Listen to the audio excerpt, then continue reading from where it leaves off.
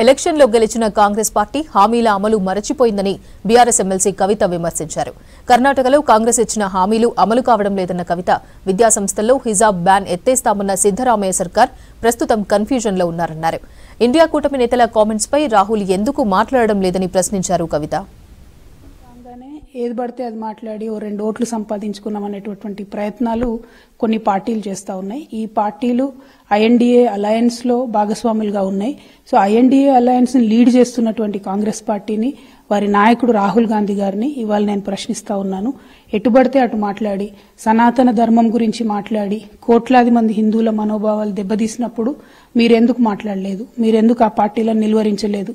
ఆ తర్వాత అదే పార్టీకి సంబంధించినటువంటి అనేక మంది మైగ్రెంట్ లేబర్ విషయంలో కావచ్చు, హిందీ రాష్ట్రాల విషయాల్లో కావచ్చు, హిందీ మాట్లాడే విషయంలో కావచ్చు, ఎటుబడితే అటు మాట్లాడడం, అనేక రకములైనటువంటి పరిశ్రమ చేసేటటువంటి ప్రజల గురించి ఇష్టం వచ్చినట్టుగా మాట్లాడుతూ ఉంటే ఎందుకు కాంగ్రెస్ పార్టీ దీనికి జవాబు ఇవ్వట్లేదు? నేను ఇవాళ అడుగుతా ఉన్నాను. రాహుల్ గాంధీ గారు మరీ ముఖ్యంగా వారు మాట్లాడుతూ ఉంటారు, నేను జోడో యాత్ర చేస్తా ఉన్నాను, నేను మొత్తం అన్ని రాష్ట్రాలను యునైట్ చేస్తాను, దేశమంతా కూడా నేను కలుపుతానని పెద్ద పెద్ద మాటలు మాట్లాడతాడు. కానీ ఒక పార్టీ నిలబడి రకరకాలుగా హిందూ ధర్మాన్ని, హిందూ ప్రజలను, అట్లానే లేబర్ కి సంబంధించి మాట్లాడుతూ ఉంటే మీరెందుకు ధైర్యం సరిపోతలేదు రాహుల్ గాంధీ గారికి? రాహుల్ గాంధీ గారిని మీకు తెలుసు, మనం తెలంగాణలో ఎలక్షన్ గాంధీ అని పిలుచుకుంటాం. మరి ఎన్నికలు వస్తూ ఉన్నాయి, పార్లమెంట్ ఎన్నికలు వస్తూ ఉన్నాయి. ఇప్పుడన్నా రాహుల్ గాంధీ గారు నిలబడాలి, జవాబు ఇవ్వాలి. తెలుగు ప్రజలకే కాదు యావత్ దేశ ప్రజలందరూ కూడా వారు జవాబు ఇవ్వాలని చెప్పి నేను డిమాండ్ చేస్తా ఉన్నాను.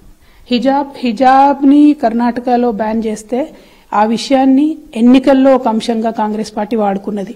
మేము మొన్న ఎన్నికల ముందు చెప్పాము, మళ్లీ చెప్తా ఉన్నాము. కాంగ్రెస్ పార్టీ ఎన్నికల ముందు ఇచ్చేటటువంటి హామీలను నిలబెట్టుకోవడంలో వారికి ఎప్పుడు కూడా మంచి పేరు లేదు. కర్ణాటకలో హిజాబ్ బ్యాన్ వెంటనే తొలగిస్తామని చెప్పారు. అధికారంలోకి వచ్చి 7-8 నెలలు అయిపోయింది. ఇంతవరకు దాని మీద మాట్లాడడం అనేటటువంటి జరగలేదు. మాట్లాడినా మళ్ళా మాటలు వెనక్కి తీసుకుంటా ఉన్నారు. ఈ విషయాన్ని ప్రజలందరూ కూడా గమనించాలని చెప్పి నేను కోరుతా ఉన్నాను.